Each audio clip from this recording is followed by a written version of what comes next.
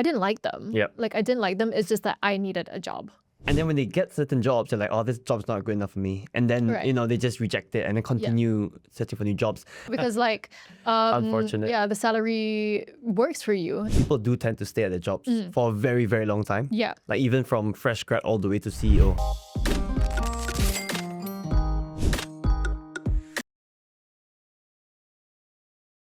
What's up, guys? Welcome back to another episode of The Money Goal. Today I have Yasmin with me again. Hello, Yasmin. Hello, hello. All right, what are we talking about today? Okay, so we're talking about job hopping. Okay. So some people believe that if you job hop, you can essentially work your way towards like a bigger paycheck every single time. Compared to staying at one job and... Yeah, correct. Okay.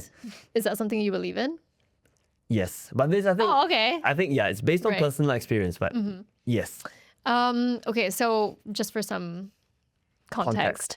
I did the job hopping. I mean, I graduated from uni like literally just before the pandemic. So I was kind of like in a really rough spot, I suppose, when it came to looking for a job, and beggars can't be choosers, right? So I kind of like took whatever I could get, and it meant that like I didn't stay for long in every single job. I guess my job hopping wasn't necessarily motivated by the money, but I did find that like my pay increased, so I job hopped 3 times, and then I mean now working in Astro, this is my longest held job, and I've been here for like 4 years. But prior to that, I had 3 other jobs. Okay. And I never lasted for like more than a year. Okay. Well, this is a big change then. Yeah, this is a huge change. But it's true that every time I hopped, my pay would increase Even when you a little were bit more. at the company for a short period of time. Yeah. The next job, they just gave you another raise. Yeah. Okay, that's good then. Yeah. But it wasn't like a big increase. Like it wasn't like, 1,000 ringgit or whatever. Okay. No, just like hundreds-ish. Okay. Yeah. So Okay. what do you think about that? Okay, so the reason I think job hopping is good is exactly for what you said. I think the unfortunate truth is a lot of companies will not justify a big internal increment, as in giving a big raise to someone who is already at the company. My hypothesis is that if I do that, if I give someone who is currently here a big raise, a lot of people will want it as well, as in teammates and stuff, right? Whereas if I hire someone from outside and give them a higher salary, I can just justify it by, oh, it's because this person has this experience, blah, blah, blah, blah, blah. Yeah. And I mean, this is the experience I got. Okay, I've only job hopped once. I've only had 2 jobs. Okay. I've only had 2 jobs and I left the corporate world completely. Right, so, right. Yeah. But so in my first job, I got a promotion, 2 promotions back to back. So my first year promotion, second year promotion as well. And I think I did quite well. So they said I was like exceeding expectations and stuff, which is why they gave me the promotions. But each promotion was only about, I think one was 20% and one was 18%. Which is good for the company standards, pretty good. But when I changed jobs, I got a 30% jump, Right. which was a lot easier to. I mean, it was a lot easier for me to get that than persuading. I really had to fight for my promotions. I really had to brought up to HR, CHRO and stuff like that to get those approvals.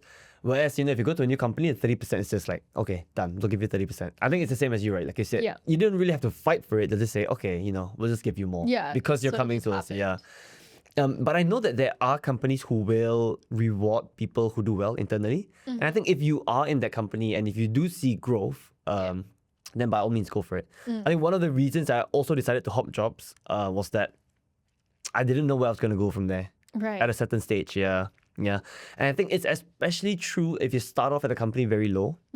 So if you start off on 3,000 ringgit, let's say, you get one promotion, 20%. So you're on 3,006. You get another promotion, 20% again. So you're on like 4,003, right? I think it's how many 20% you have to get to actually reach, like, let's say 10K salary, right? You have to get so many 20% increments. And how many promotions can you get, right? There is a limit to how many promotions you can get. So I feel like if you start low at a company and they're not willing to give you 50%, 100% increments, it is so hard for you to climb. Exactly. Whereas you can make a lateral move into another job and get 30%. Yeah. Yeah, but I think while I was job hopping, I mean, like I wasn't conscious about job hopping. I wasn't like purposely wanting to job hop, but it was kind of like brought to my attention that I was job hopping and like leapfrogging. Yeah.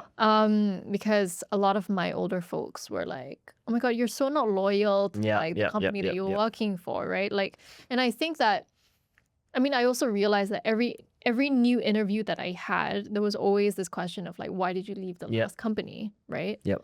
And I later figured out that it wasn't something that was I guess, well looked upon. It's something that reflects actually quite negatively on you. Yep. So like in that case, like where do you like stop? You know what I mean? I've heard that before. Yeah. So I think back in the days, people do tend to stay at their jobs for a very, very long time. Yeah. Like even from fresh grad all the way to CEO. Some people do that 40 years there, right? I think times have changed a bit. That's one. And I've also heard this, it doesn't look good on your CV and stuff. Yeah. But I also have other friends, and now I know you, where they say it doesn't look good on your CV, but you've gotten multiple jobs. So, I mean, what's the deal, right? Yeah. Okay, but honestly speaking, my plan at least before I left the corporate world was that I was going to give it at least 2 years each. So I was going to do at least 2, maybe 3 years at each company, just because I wanted to actually develop some skills and actually build something in the company that I'm at before I job hop, right? So I don't want to just keep changing jobs just for the sake of money, right? I don't want to be like, every 6 months I go just because I want another raise, right? I wanted to actually make an impact at the company that I was, which is why I think 2 to 3 years is a good number where I don't think people will really question you if you leave after 2 years. If they do, then I don't know. No, I don't consider job hopping. I mean, like when I was job hopping, like I'm talking about like 3 months, 6 months. Yeah, I had a job for like 3 months. Okay, Yeah, that kind of thing. Like, it really never lasted like a year before that. But like just like I guess like in the same vein, but like conversely, I guess staying put at a job is also not like a bad thing. It obviously gives you like some stability. But it might be also difficult, I suppose, like if you see people around you job hopping, because like sometimes, I mean, the reason why I job hopped was because, okay, I had aunties and uncles telling me like, hey, you got to stay put, like it's not looking good that you're not loyal to like your company at least for like a couple of years. But on the other hand, like I had a bunch of people being like, well, you're young, so like now's your time to like figure it explore, out. go figure out what is it that you like, what is it that works for you, what kind of work environment you like. So like I had that to juggle. So I guess that's why I job hopped. It was because like it was a really trying time because obviously it was COVID as well. And like obviously graduates around that time, so 2019, 2020, and also 2021, I would argue, it was harder, I guess, to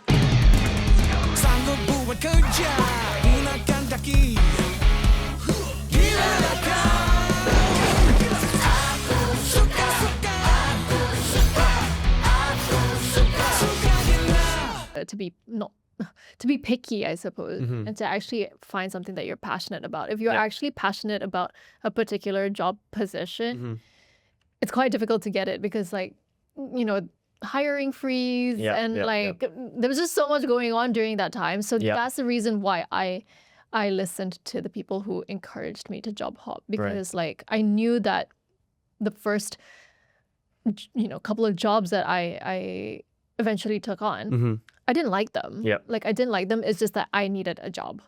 So I just took it. And when something better, came my way, then I just hopped to that next one. So like I had that sort of like the grass is greener on the other side kind of mentality. And now I've settled. That's good. I mean, I think what you did was fine.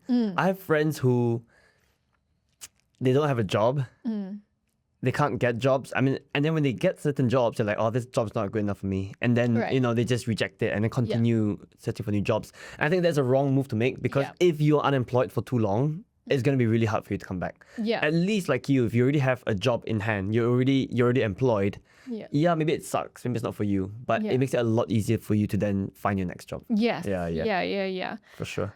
Yeah. I guess like in the couple of years that like we've been working, right? I guess we're like around the same age, right? I think we've also learned to make smarter career moves. Like when you're first, when you just graduated and you're fresh out of university, like, yeah, it's true. You don't know what, Not at all. Yeah, you don't know what you like. You don't know what works for you. You don't know what kind of work environment you like. What kind of like, do you like teamwork? Do you like working independently? Do you like working in an office? Do you like working from home, which is something that was new, that was introduced to us during COVID? Yeah, and also I think it's really awkward as well that first couple of times you apply for a job and they ask you like, what's your expected pay? It's like, how do you value yourself? Yeah, You know what I mean? exactly. Yeah, because am I putting too high? Like, is that egotistical of me, or am I not valuing myself enough? Am I putting it too low? Right? Yeah. So yeah, and I think there's just like in general, not just salary to consider. There's just like other compensation. So the kind of benefits that you're getting. There's so much to consider. And like for me, I don't know about you when you were working in corporate, but like for me, what I felt was like the most important part of like my job wasn't actually the salary. It was the work environment. Yeah. And like some people, I mean, obviously if you have a family, like if you're married with like children, then like your priorities would be different. It would probably be salary. Then you just, if you have a terrible work environment, then you maybe You gotta suck it up. yeah, you gotta suck it up because like Unfortunate. yeah, the salary works for you, and the reason why you be job hopping maybe is because of the salary. But for me, like the reason why I job hopped was because of work environment specifically. Yeah. So I was the same. I think for a lot of young people, I would recommend if you don't need to support, let's say, your parents and stuff like that, focus on growth. So I was playing the long game, right? I was thinking about what could, I mean, I still wanted a high salary, but I was like, what could get me to a high salary later on in life? Right. And I think chasing the higher salary now might not be the best path for you. You might be stuck. Right? You can work in customer support, do OT, and get 6,000 ringgit a month right off the gate. And that sounds like really nice, right? As someone who's 23. But where do you go from there? I think that's the thing. Yeah. Absolutely. So I guess in your opinion, when does loyalty to like a company become a trap? And when does job hopping get stupid? For me, work is work. There's no loyalty to any company for me. I agree. Yeah. I agree 100%. Yeah, I mean, 100%. I like my bosses, I like my colleagues, we're good friends, but to me, work is work. And when I think it's time for me to leave, I will leave. Yeah. Yeah. I think you can kind of tell when it's, when you've Yeah. sort of like overstayed your welcome. You For kind sure. of know For sure. when your time is up. I mean, having said that, I know that there are companies who treat employees extremely well. They have a really good path for them. Your boss is great. Your colleagues are great. By all means, you can stay for as long as you want. But I think in most cases, you will find that even if everything is perfect, eventually you will plateau. And if you want to take the next step, then you just got to look somewhere else. Yeah. And I think like if we're talking about like the ideal number of years that you should be sticking around in a company, I think like what you said, 2 to 3 years That's what is I aim probably a good number, because I think about 2 to 3 years in as well is when you start, you sort of like reach this like fork in the road whereby you probably notice that you're plateauing. And you need a shift of some sort. So it's either you shift to a different company and you leave, or you stick around and you try to like figure I mean, your if way things are out, good right? after 2 years, then you just stick around and keep going. Absolutely. Absolutely. Okay. So I guess the first story that I have for you is I love job questions, actually. yeah. Should I quit my job? Yeah. Should we do The that? answer is yes. I guess it's okay. Yeah, if you're complaining about your job, then it's yes. Okay, so the first story is, I stayed at my first job for 3 years with the hope that hard work would eventually pay off. Oh, that's sad. That's a trap in itself. I took on extra tasks, mentored new colleagues, and even worked weekends, but nothing changed. There were no raises, no promotions, and no discussions about growth. When I finally decided to switch companies, my new offer came with a 40% salary increase and better benefits. That was the moment I realized I was never the problem. I was simply being undervalued. Yep. Since then, I've made it a habit to review my salary and market rates every year. I also track my achievements and skills so I can negotiate confidently when the time comes. Staying loyal is fine, but you should never stay stagnant. Yep. 100%. 100%. I 100% agree. I guess, yeah. What's the question? How often do you evaluate your market value or track your career growth to make sure you're being paid fairly? Yep. I think just like this person, I do it once a year. So back when I was working, I used to do interviews every year, actually. Oh, okay, right. Yeah, I would secure a job, and then I know how much they were offering me, and I know how much is above my rate, and I will go to my boss. I wouldn't tell my boss that I went for an interview and got another job. I would be like, hey, the market rate for my role right now is X% higher than what I'm currently getting. Do you think we can get closer to that? Right. Yeah, that kind of makes him a bit worried that I might leave as well. Right, right. That's the goal. But I think it's a really brave conversation to have because I think some people find that really, really awkward. Because, yeah, when you're talking about money, it's kind of like sensitive. And so maybe, I think with this one, like definitely have a chat like with your boss, right? Especially if you have a good relationship with your boss, I think it's worth discussing. I know it's sensitive, but I think you have to do it. Yeah. If you want more money, you have to do it. Absolutely. Yeah. Absolutely. Okay. Next story. At the start of my career, I changed jobs almost every year. Same. Each time I earned a little more and felt like I was climbing fast. But after a while, recruiters started to see my resume as unstable, and I lost out on good opportunities because they doubted my commitment. The higher pay was nice, but I realized I had no long-term growth plan. And I had to start rebuilding my professional reputation from scratch. Now, before accepting any offer, I look beyond the salary and think about career development, learning opportunities, and financial stability. I've learned that growing your income means growing your value, not just your job count. Before you switch jobs, do you calculate how it will impact your long-term goals, savings, and professional reputation? Absolutely. Yeah. I think I will always do that. Yeah. Yeah. I think we talk about job hopping, if it's not right for you. I would even say if you join a company and there are a lot of red flags, you can even leave for 6 months, it's fine. But having said that, you don't want to just keep hopping for the sake of a salary raise, like we were talking about. You got to think about long term. If you leave after 6 months and you do this 4 or 5 times in a row, realistically, you wouldn't have any growth because how much can you contribute in a company in 6 months, right? So just got to balance the two. Yeah. And like, I'm such a huge believer that whenever you interview with a potential employer, they are interviewing you as much as you are interviewing them. Exactly. So they are evaluating you as much as you are evaluating them. Exactly. So exactly. Before I changed jobs, I spoke to my direct manager twice. Right. I told HR I want to speak to him one more time just to make sure that he and the company is right for me as well. Yeah, Absolutely. it's a two-way thing. It's a two-way thing. Yeah, 100%. Sure. Okay. Yeah. Any final tips and tricks? I think there's no right or wrong answer when it comes to stay or move. But I think the important thing is you just got to look at yourself, where you are right now and where you want to be. Right? You can achieve, what's the word? Corporate greatness or whatever you're looking for. Whether you stay or move, you can do it either way. But you need to see whether your current company can do it for you, and if they can't, change to another job. I think you don't have to stay loyal. You don't have to stay there for 10 years or whatever it is. This is really a transactional thing. If the company wasn't doing well, they will cut you off, no questions asked. So correct. Just do the same. It's a two-way thing, just like we talked about. Absolutely. Right? Cool. Nice talking to you, Yasmin. Nice Interesting talking to you. topic. I hope you guys enjoyed this one and see you in the next one. Sooka!